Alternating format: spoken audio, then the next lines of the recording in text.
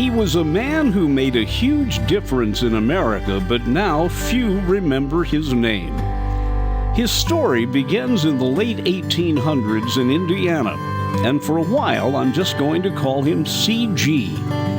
He had an uneventful childhood and wore really thick glasses because he had a lot of vision problems. But even though he could not see very well, he had a vision for the future. His family moved to Indianapolis, which was the center of early automobile building long before Detroit took over.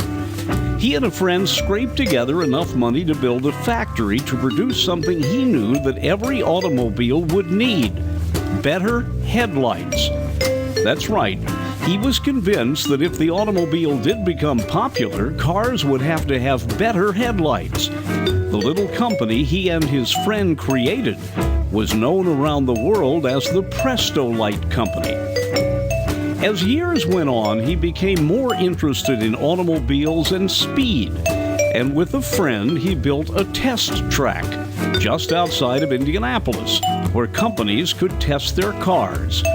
In 1909, he held a big race on the track. It was the first Indianapolis 500. Old CG loved to travel, and he ended up in Florida once and realized that that area was ripe for tourism. But there just wasn't much there to attract them, so he single-handedly developed Miami Beach. Then he convinced some investors to build a road to get to Florida. It started in Chicago and ended in Miami. It was called the Dixie Highway. It's now US 41.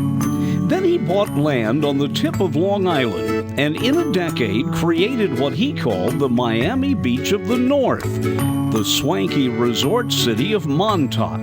Then, in a stroke of genius, he opened one of the first car dealerships to sell various different brands of automobiles, all in one place. In essence, he invented the auto mall.